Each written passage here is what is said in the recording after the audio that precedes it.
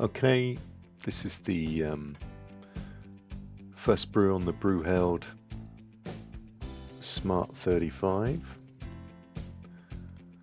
This is just the app that they provide. I was kind of hoping to do a full sort of step plan, but actually this app is for loads of different equipment, so it's quite difficult to kind of understand. So all I was able to do was just schedule a sort of timer to actually start the thing up, but you have to actually set all your temperature and duration and everything beforehand, and this just kind of sends a remote start instruction to the unit. So this is just the unit, it's all sort of turned on, the settings are set, and then it kind of, yeah, the start signal starts the heating, so just ready for the mash.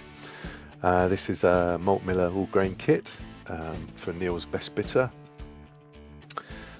I also bought some rice hulls as well, just to chuck in, because first brew on this system, I don't know whether it's going to clog up or not. It's got quite a coarse filter on the pump inlet.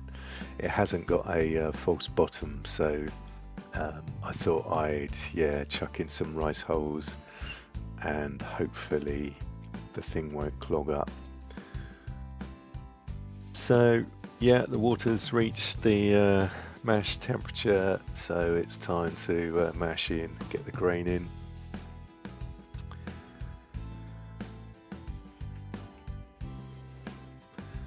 So there's a lot to think about here, because this is my first brew, so yeah, your head's going like 10 to a dozen, trying to think of everything you're supposed to do. Just pouring it in stages and then giving it a bit of a stab and a stir, just to make sure there's none of these nasty dough balls that people talk about, sort of dry blobs of grain that mess up your efficiency. In go the rice hulls.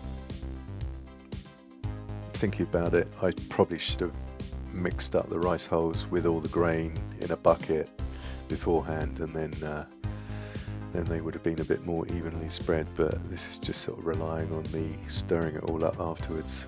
But I can't remember where I saw how much rice hulls you're supposed to add, but yeah, there's plenty of information on the internet. So giving it a nice old stir.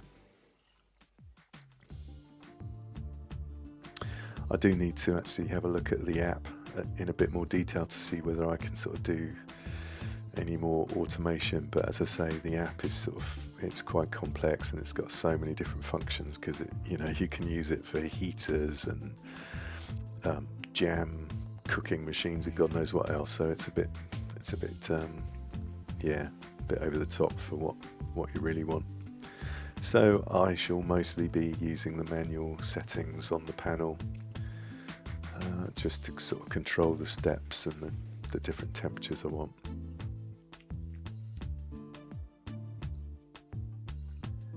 Bit more stirring.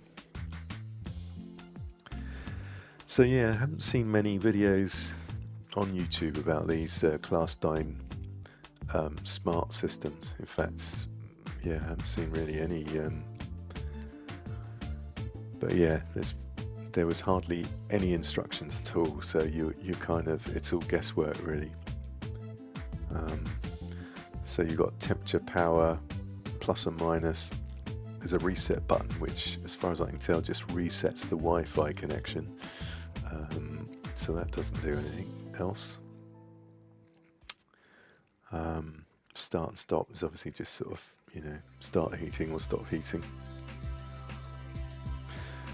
Right, so this is actually after the mash, and this is me doing a Vorlauf, however you pronounce it. It's sort of just taking quite a few jugs out of the tap of the system and then pouring it back in, just to try and get the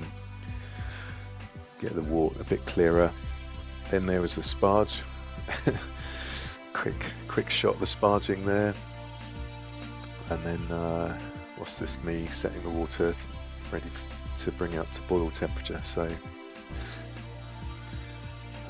yeah, I've got a separate kind of tea kettle to boil the water, sparge water in.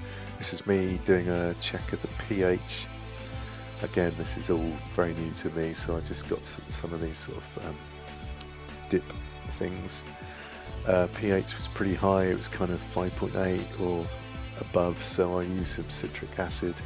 I think I used about 5 grams of citric acid, chucked that in. Did another test after a thorough mix, and it came down to, I think it was just under 5. So that seemed to do the trick. So just sort of waiting for it to get up to temperature. So keeping the lid on to get it up to temperature. Oh yeah, I did a quick gravity check with the refractometer. Right, it's getting there, 98. I think actually this system still thinks it's at 98, but it's, as you can see, it's a rolling boil, so there is a way of kind of changing the temperature setting. I think you hold minus and plus down at the same time, and then you can add an offset. In goes the 60-minute hops. I think it was EKG and Fuggles, can't remember. So on the rolling boil, yeah, put the recirculation tube into the hop spider, because I thought, well, that will help sort of flush out all the oils through into the wort. It's quite a big hop spider, this. I think I got it from, where do I get it from? Can't remember. But it's actually quite a coarse sort of mesh, so it's pretty good actually. So I'm hoping, yeah, a lot of the sort of hop oils and that will actually get out into the mash. I've seen a lot of smaller ones. In fact, I have got a smaller hop spider, but yeah, it's a much finer mesh, so I can see why some people don't like using them. Right, what's this? Oh, this is this is in the wrong sequence. This is still me. Yeah, I think that's sort of pre-Sparge. Anyway, so yeah, oh okay, yeah, so after the boil, and this is my homemade immersion chiller. I used about 20 feet of 10mm copper pipe. I used my corny keg, wrapped it round there, and then did another sort of coil inside the existing coil, so I've got a sort of double coil. And actually I couldn't believe how good this was, just using tap water in the UK, sort of autumn time, and it's actually going down about a degree every second, which yeah, I was amazed at. So pretty efficient chiller.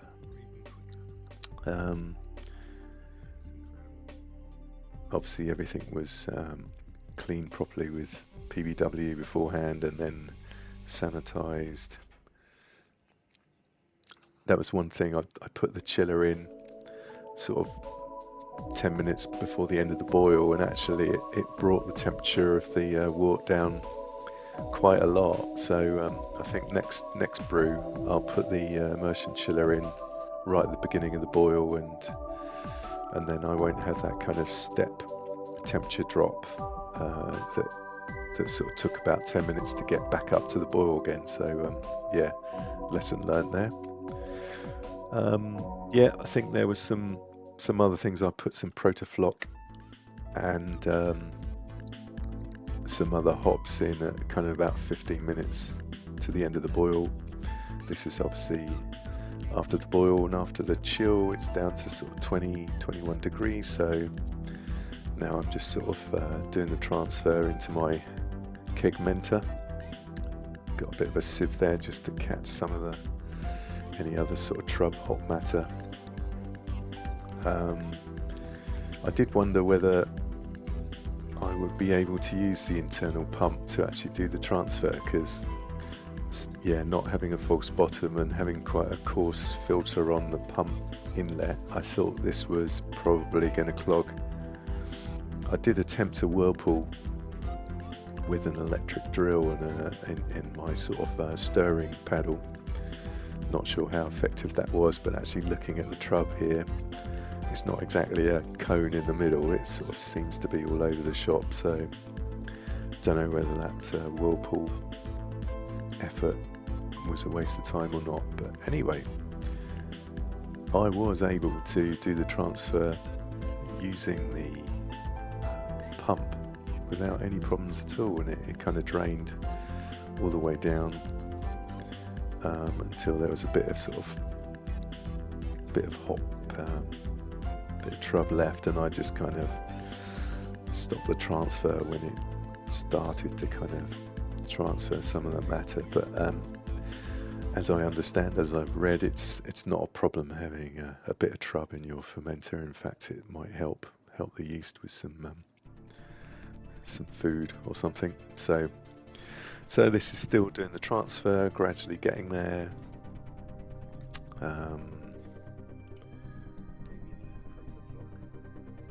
Gradually coming down. It's not as dark as I thought it would be for a bitter. But there you go. But actually, for a first all-grain brew, I thought it was pretty successful. I had no major dramas.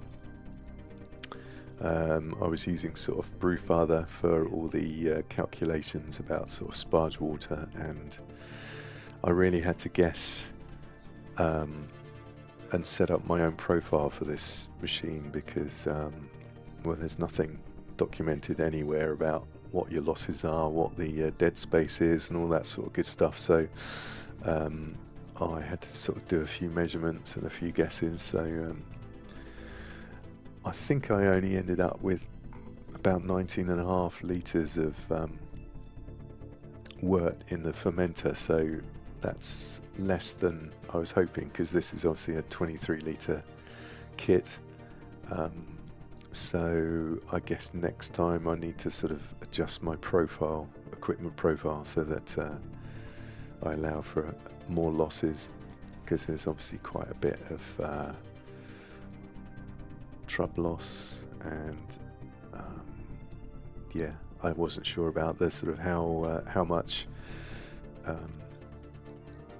water I would lose during the boil and all that sort of good stuff. So yeah, lots to learn. So there you go. Yeah, I think turned it off then. Transfer complete, and whacked on the Kegmenter top. So I'm probably sort of committing the cardinal sin of trying too many things at once here, but yeah, I'm doing the sort of pressure fermenting. So I've got a spunding valve there. I'm only sort of going to set it to kind of 5 psi or whatever, just so that it's not under massive pressure. So I've got a spunding valve on the gas out, and then I've got to put a little bubbler just because it's quite nice to see the get a visual on the CO2 that's coming out. There you go. So that was bubbling. That's the Brewfather kickoff. Set it to fermenting, and then of course the all-important beer bottle label designed and ready to go. And I think I'll probably keg some of this and bottle some of it. So yeah, job done.